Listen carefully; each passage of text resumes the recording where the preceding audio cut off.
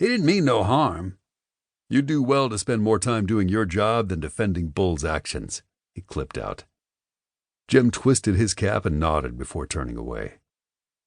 He closed his eyes, spun around, and stalked down the long length to the end of the barn.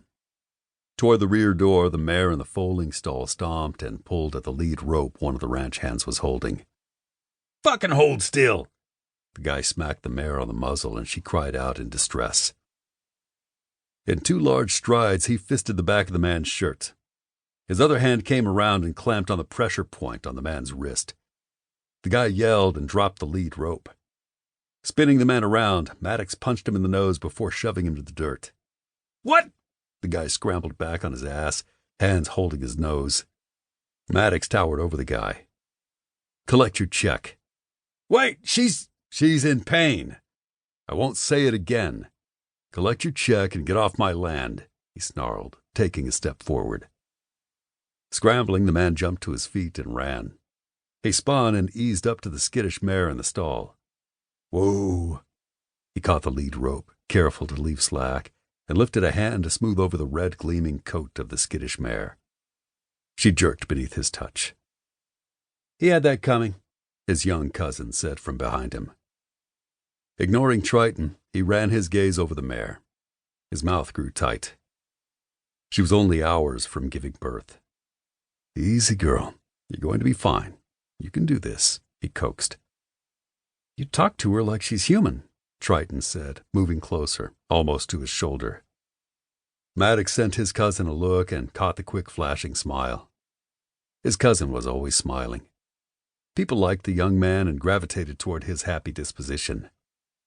"She's more human than some people I know," he growled. Triton snorted.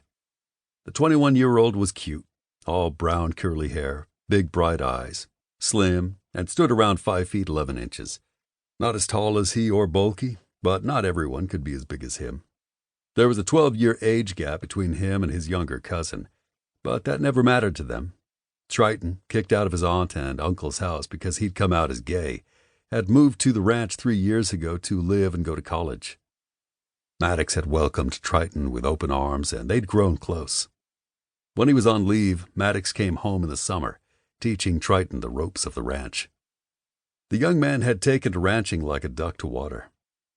"I heard you and Bull fighting earlier," Triton said. He gave a hard sigh. "He did fuck up the finances again, didn't he?" Triton asked, and then shook his head. His cousin had been the one to leave the message at the base, the message that had brought him home. Maddox had called home and caught a flight out the very next day. Luckily, Major Jones had granted his military leave. That was only because the target of their next assignment had gone dark before they could deploy, leaving Maddox with enough time to deal with this bullshit. Bull took out a loan against the ranch to expand barn number 3 so he could rent out the inside for storage. Maddox removed the mare's halter, sliding it off her muzzle. He hung it near the stall. "I saw the expansion. I wondered where he got the money. For a minute I thought you okayed it. I didn't know any different until you called me." "No, I wouldn't have okayed something like that," he snapped. "We had only enough to make it through this coming winter without adding a loan payment to the bills. He's cut the ranch short, and I haven't seen one payment coming in from the rental. That type of expansion needs to be planned for, and that's why Tanner's feed store called you about their unpaid bill.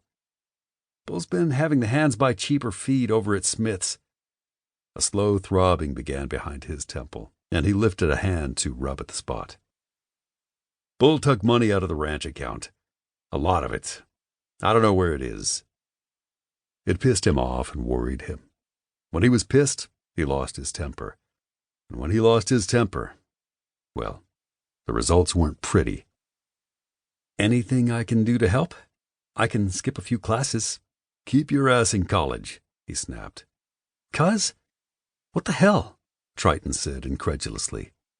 "You asked." He squinted at his cousin. "You don't need to be an asshole to me." Triton threw up his hands. "I didn't borrow money against the ranch, or wipe the account out. Don't take it out on me." Maddox made a sound in the back of his throat. "I wish River was here," Triton said with a glare.